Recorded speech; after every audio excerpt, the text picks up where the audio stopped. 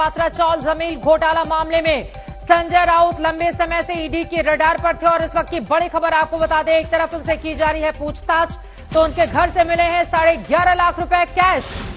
2 लाख से ज्यादा कैश आप घर में रख नहीं सकते, इसीलिए ईडी ने जब छापेमारी की और इतने पैसे को कैश के रूप में उनके घर पर देखा तो अब इसी से गंभीर सवाल खड़े हो जा रहे हैं कि आखिर इतना कैश लेकर क्या करना चाहते थे संजय राउत, कहां ले जाना चाहते थे, इतने कैश आए कहां से। कई ऐसे सवाल हैं जिसका जवाब अभी उनको देना बाकी है। ईडी दफ्तर में पूछताछ की जा रही है, लेकिन संजय राउत के घर से 11.5 लाख रुपए कैश मिले हैं।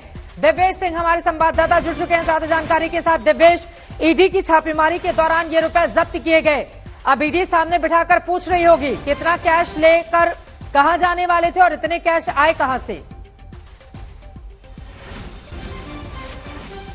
बिल्कुल बिल्कुल आपको बता दें चित्रा कि 11.5 लाख 50,000 कैश बरामद हुआ है, जो सर्च ऑपरेशन आज ईडी ने चलाया था संजय राउत के घर पर। इस कैश को बरामद करने के बाद सीज कर लिया गया है और संजय राउत से अब ये भी पूछा जाएगा कि ये 11.5 लाख रुपए घर में क्यों थे, घर में इतना सारा कैश कहां से आया, ये कैश क्या आपने बैंक से निकाला है या फिर किसी ने आपको दिया है तो क्यों दिया है। इन सारे जवाब, ये सारे सवालों के जवाब संजय राउत को अब देने होंगे ईडी के अफसरों को। 2 लाख से ज्यादा का कैश कोई भी व्यक्ति घर में नहीं रख सकता है।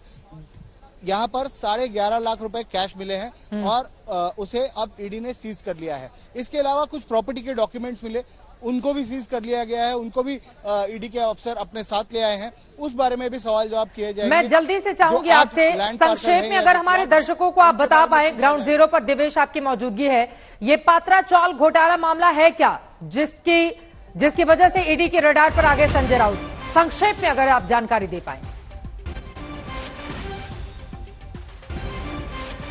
गांव में पात्राचाल नामक एक जगह है या एक भूखंड है और वहां पर एक चाल थी जिसमें 676 घर थे। इन घरों को डेवलप करने का कॉन्ट्रैक्ट गुरु आशीष कंस्ट्रक्शन नामक कंपनी को मिला था। उस कंपनी के डायरेक्टर प्रवीण राउत संजय राउत के करीबी दोस्त हैं। इस पूरे रीडेवलपमेंट तो वहां पर हुआ नहीं, उस जमीन की FSI 8 बिल्डर्स को बेचकर 1034 करोड़ का घोटाला कर दिया गया।